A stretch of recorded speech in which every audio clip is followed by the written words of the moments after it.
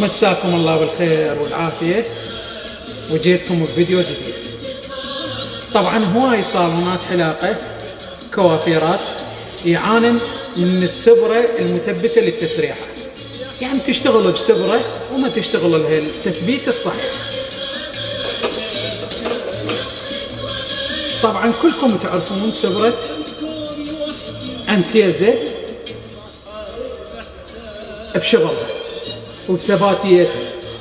سبرة انتيزا اي تسريحة عندك بأي مناسبة وحابة تشتغلين تسريحة استخدمي هذا وانت مطمئنة،